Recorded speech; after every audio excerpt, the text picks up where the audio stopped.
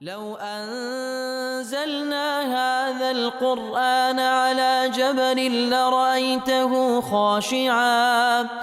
لرأيته خاشعا متصدعا من خشية الله وتلك الأمثال نضربها للناس لعلهم يتفكرون. الحمد لله والصلاة والسلام على رسول الله وعلى آله وصحبه ومن والاه. السلام عليكم ورحمة الله. برزان خوش حال لواني 217 لواني كان تفسير القرآن في روز بيم وخدمتان بس رضامندی خوای گەورە و هیوادارم ئێوەی ئازیز سوودی لێوە بگرن. أعوذ بالله من الشيطان الرجيم. بسم الله الرحمن الرحيم. نزل عليك الكتاب بالحق مصدقا لما بين يديه وأنزل التوراة والإنجيل. بەڵێ خۆشەویستان، دیارە وەکو لەوانەی ڕابردوو لە خزمەت ئاەتیەکەم و دووەمی سوورەتی ئالی عیمران بووین کە خوای گەورە سوبحانەهو وتەعالا لە سەرەتادا بە چەند پیتێک دەستی پێکرد، ئەلیف لام میم، پاشان وەصفی ذاتی خۆی کرد، الله لا إله إلا هو الحي القيوم. بەڵێ ئەو زاتەیە کەوا هەر ئەویان شایانی پەرستنی هەیە، ئەو زاتەی کەوا الحي القيومە. ئیتر خوای گەورە سوبحانەهو وتەعالا ئەو زاتەیە کەوا پەرستراوی بە حەق هەر ئەویان کتابی دابەزاندیە، هەر ئەویان شایانی ئەوەیە کەوا منهەج و پەیڕە و پرۆگرام لە بۆ بەشەریەت دابنێ، ڕێیان نیشان بدا بە چ شێوەیەک خوا بپەرستن سوبحانەهو وتەعالا، ڕێیان نیشان بدا بە چ شێوەیەک لە ژیانی دنیایان بژیان تاوەکو سەرفرازی دنیا و قیامەتیان بن. نزل عليك الكتاب بالحق. ئەو خوایی کەوا کتابی بەسەرت و دابەزاندێ یا رسول الله بەحەق مصدقا لما بين يديه، ئەو کتابەی کەوا کتێبەکانی پێشە خۆی بەڕاست دادەنێ، وأنزل التوراة والإنجيل، هەر ئەو زاتەشە تەورات و ئینجیلی دابەزاندێ. ئەو بە کورتیمانە ئاەتەکە. بەڵێ خوایە سوبحانەهو وتەعالا نزل عليك الكتاب بالحق، کەواتە ئەو خوای سوبحانەهو وتەعالا کەوا کتابەکانی لە تو دابەزاند، لە پاشان وأنزل التوراة والإنجيل. نزل وأنزل، دیارە فەرق هەیە لە نێوان نزل وأنزل. فەرقەکەی ئەوەیە کەوا خوای گەورە دەربارەی قورئانی پیرۆز کە دەفەرمی نەزەلە، واتە خوای گەورە سوبحانەهو وتەعالا بە یەک جاری قورئانی پیرۆزی دانەبەزاند لە بۆ پێغەمبەر صلی الله عليه وسلم، بەڵکو نەزەلە مونەجەمەن، واتە بەش بەش دابەزی بە ئیقرەئەوە، لە ئیقرەئەوە دەستی پێکرد تاوەکو کۆتا ئایەت کە والله أعلم هەندێک لە عولەما دەڵێن وەکو ئاەتی لە سوورەتی البەقەرە واتقوا يوما ترجعون فيه إلى الله. ئیتر ئەو قورئانی پیرۆزە لە خلالی 23 ساڵی پێغەمبەرایەتی لە بۆ پێغەمبەر صلی الله عليه وسلم دابەزی. لێ نەزەلە واتە دابەزین جار لە دوای جار نەوەک بە یەکجاری دابەزی. دیارە حیکمەتیشی زۆرە کەوا خوای گەورە سوبحانەهو وتەعالا لە خلالی 23 ساڵ لە بۆ پێغەمبەری دابەزان صلی الله عليه وسلم. ئەوەلاً وەکو خوای گەورە دەفەرمێ لە سوورەت الفورقان لنثبت به فؤادك، پێش هەموو شتێک لە بۆ تەثبیتی دڵی پێغەمبەر صلی الله عليه وسلم، کاتێکەوە جار لە دوای جار هەر جاری دادەبەزی زیاتر دڵی پێغەمبەر صلی الله عليه وسلم ڕاگیرا و ثابتتر دەبوو لەسەر ئەو وەحیە و ئەو پێغەمبەرایەتی کە پێی ڕاست پێدرایە. لێیە با بڵێن وەکو زانایان دەفەرمون لە بۆ حفظیشی بە هەمان شێوە هەرچەندی کەوا با بڵێن بە مودەیەکی زیاتر لەبەری بکەیت جار لە دوای جار، ئەوە زیاتر ڕاگیراو دەبی لەسەری، زیاتر ضەبتی دەکەی و هەروەها لە بۆ کارپێکردنیش طبعاً هەر بە هەمان شێوە. ئیتر کاتێکەوە خوای گەورە لە خلال 23 ساڵ پێغەمبەرایەتی دایبەزان وان لێ هاتبوو سەحابە خوان لێ ڕازی بێ، هەر حادسەیەک ڕوویدا چاوەڕوانیان دەکرد کە خوای گەورە شتێک دەربارەی دابەزێنی، کەواتە لەگەڵ ئەو ئەحداث و ڕووداوانەی کەوا تێیدا دەژیان خوای گەورە ئاەتی دادەبەزان، وەکو زۆرێک لە ئاەتەکان لە سوورەتەکان کە باز دەکرێت فلانە ئاەت یاخود فلانە سوورەت، وەکو لە سوورەتی ئالی عیمران باسمان کرد، ئەوە سەبەب نزولەکەی بوو. کەواتە بەڕاستی ئەوە زیاتر ڕەبتی وەحیەکە بوو لەگەڵ ئەو واقعەکەوە تێدا دەژیان پێغەمبەر صلی الله عليه وسلم لەگەڵ سەحابەکان. بە هەر حاڵ خوای گەورە دیارە حکمەتی زۆرە لە هەر کارێک کە دەیکا لە ضمنی ئەوانە ئەوە بوو کەوا خوای گەورە ئەو دابەزینی قورئانی پیرۆزی بە نەزەلە دابەزان، بە ئەنزەلە دای نەبەزان، کەواتە بە تەدریج دایبەزان. لە خلالی 23 ساڵی پێغەمبەرایەتی خوای گەورە ئەو کتابەی دابەزان لە بۆ پێغەمبەر صلی الله عليه وسلم. نزل عليك، وەکو لە جێگای دەفەرمێ على قلبك، يكسل ونا ضلوا دروني بيغمبر صلى الله عليه وسلم بفرماني خوا روح الأمين كوا جبريل بو دايد بزان نزل عليك الكتاب وكباس ما كل سندين زي قاعد كش القرآن بيرو لو آتاني كوا لخزمتي دابوينا ديار الكتاب كقرآن بيروز لويا بيقول الكتاب لبروي مكتوبة هملا لوح المحفوظ نسرا هروها هملا لو صحفاني كوا لبردست ملائكة كان بتايبة جبريل عليه الصلاة والسلام كوا خواي يقول وصف عندك بأيدي سفر كرام بررة أو سفيراني كوالا أسمان ولا بوزوي لبو لاي بيغم صلى الله عليه وسلم دهاتن لبردست لو صحفان كوالا لا أوابو وهروها هر كتابش تا وكو بفرماني بيغمبر صلى الله عليه وسلم كأيوش بفرماني خواه سبحانه وتعالى هر كاتك ودادا بزي بيغمبر صلى الله عليه وسلم دي فرمو بنوس نوا يتر حتى وكو لدو توي مصحف دا استاو حتى روج قيامت خواي قورا باراستيتي كواتا كتابة خواي قورا أو كتابة كوا قرآن بيروزة داي بزاندي لو سر ضلو دروني تو يا رسول الله صلى الله عليه وسلم طبعا لبويش لويش ولا بو همو أمت بتشيوش داي بزاندي بالحق كواتا متلبسا بالحق ومصاحبا بالحق كواتا أو قرآن كوا دابزيا بحق دابزيا حق تسيا وكل سورة الأنعام دا خواهي قد فمي وتمت كلمة ربك صدقا وعدلا بلا كلمة خواهي قولة كقرآن بيروزة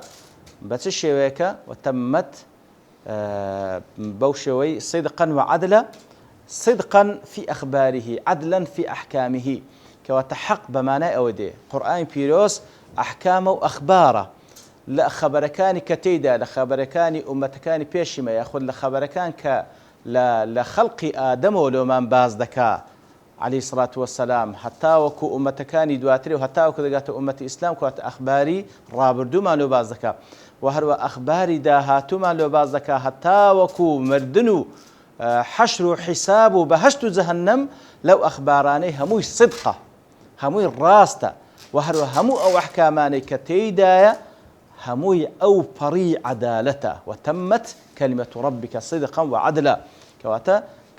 كاتك بحق دابزيا فعلا لكاتي خوي دابزيا لكاتك على فترة من الرسل كفتريك بسر أو إذا روشت بسر بشريت كوا بيغمبري تدا نهاتبو كبشريت زور محتاج بون ببيغمبري كوارين ما أيام بكاتن لبروي بيغمبراني بيشتري عليهم الصلاة والسلام دين كانيان وشريعة كان كوا لدوا إخوان بزيان هيشتبو شوان كوتوانيان دسكاريان كربو تحريفيان كربو بشريت زور بيويستي با دين وشريعتك بو كوا باريز رابي لا خواي قولو حتى روج قيامت تاوكو لجير روشناي أو شريعة خوا بارستي بكانو دين ودنيا إخوان آودان بكانو إيتر لكاتي دابزيني بحق بو لبو أو شخصي كدابزي كشخص رسول الله صلى الله عليه وسلم بحق بو الله أعلم حيث يجعل رسالته خوالها مكسك زانات ركوا رسالة بيامكي بچه ده بخشي پیغمبر صلى الله عليه وسلم بحق بي بخشرا بروي كز لوي أشرف ترنبو كوا خواي قورا بي ببخشي كواتا لكاتكي حق بو لشخصكي حق بو لناوروككي صدق وعدل بو يتر بهم أمانا ندي نزل على كتاب بالحق مصدقا لما بين يديه كواتا قرآن بيروس كدابزي لبتو يا رسول الله تصديق كتاب كان بيش خويدك لتوراة وإنزيل وزبور وصحف هر كتابش كك هاتية لبروي لكتاب كان تر مجدي تيدا بهاتني كواتا كتابي خواي قولك قرآن بيروزا هاتني قرآن تصديقي أو مجديبو كوالنا وكتاب كان كهبو وهروها مصدقا لما بين يديه تصديق كتابه كان بيش خوي كان لو عقيده وبيرو باوركوا لبوها هم بيغمبران هاتبو كبا بلا اله الا الله هاتيه ويكوا هر همو بشريه داوان لكرا هر همو بندبن برايك تربن ملكذب لبو يكخواك الله سبحانه وتعالى يكخوا هيشاني برسني كوا الله سبحانه وتعالى او تران هر همو بندي خوان كوا تبو شويه تصديقي كتابة كان بيش خوي دك لويا وكزانا دفرون أواني كلأهل كتابا أو كوا باور بقرآن بيروزنا كان أو ديال باور نكرنا بكتابة كان خوش يعني بدو الكتابة كان خوي مجدب هاتني أو كتابة درا يتلو أو كتابش كهاتي قرآن بيروز وكو خوي يقول سورة المائدة دفن ومهيمنا عليه مهيمينی شەرس کتێبەکان دیکە ئەو یانە قورئانی پیرۆز کە کۆتا کتێبە و دەستی بە شەری نەگەیشتیتە و ناشگاتێ تاوەکو تەحریفی بکە مهیمنە و حاکمە بەسەر کتێبەکانی پێشەخۆی کەوا چی تێدا ڕاست مایە چیش تێدا تەحریف کرایە و دەستکاری کرایە. وأنزل التوراة والإنجيل هر أو ذاتيا كقرآن بيروزي لو رسول الله دابزان صلى الله عليه وسلم لبو بشرية لوية وش هر أو خوايا التوراة وإنجيل دابزان كمعلومة التوراة لبو موسى عليه الصلاة والسلام دابزي وإنجيليش لدواي موسى عليه الصلاة والسلام لبو عيسى دابزي عليهم الصلاة والسلام وكو منهجك لبو بشريتي أو كاتو بتايبتج لبو بني إسرائيل من قبل هدى للناس لو إذا فرمي هل أو خوايك والتوراة إنزيلي دابزاندية هل أيش قرآن دابزاندك والتوراة إنزيلي من قبل لبيشي هاتني قرآن بيروز دابزان لبو أو كواببتا هدى للناس لبو كواببتا هدى للناس ببتا هدايات لبو همو بشريت ديار قرآن فيروز وهو التوراة وإنزيل وهمو كتابك عندي كهاتينا هدى للناس هدايته رينمونية لبو همو خلشي بتاك وخرابيان بمسلمان وكافريان ديار وكو معلومة قرآن فيروز كتابك عند كش هداية رينمونين هدايتي دو هدايات من هي وكو معلومة هداية الرينموني وإرشاد كوالا لا خواي جورو سبحانه وتعالى بفيغمبران ده بخشري يتر بيغمبران هداية إرشاد خلشي دكان وهروها شوين كوتي بيغمبرانيش عليهم الصلاة والسلام عين بهمان شيوة هداية الرينموني خلشي دكان بهداية خواي جورا كواتا أو هداية الرينموني اللي بو همو خلشي بقشتي يتر كسي كوا أو هداية قبول كر أو زا خواي جور هداية توفيق دا كوا تنها لدى صلاتي أو دا سبحانه وتعالى لدى صلاتي أو دا كوا رينموني خلشي بكاتن لدواي أوي كوا هدايتي إرشاد وردقرن توفيق يام بكاو موفق يام كالوي كوا فرمان بحق بكن ياخد حق زيب كان خويا لنا حق بباريزن يتلير دا خواي قول سبحانه وتعالى تيمان دقيني كوا أو خواي كوا قرآني دا بزاندي هر أو خواي توراة وإنزيلي دا بزاندي بيشتري كهمويان همو كتابة كان خواي قولا هدى للناس وأنزل الفرقان وهر خواي قولا وأنزل الفرقان خواي يقول فرقاني دابزاندية كوات أو خواي كوا قرآن دابزاندية أو خواي كوا توراة وإنجيل دابزاندية وهروا فرقان دابزاندية وإذا فرقان ديار أو كتابي كوا فرق لنوان حق وباطل دكا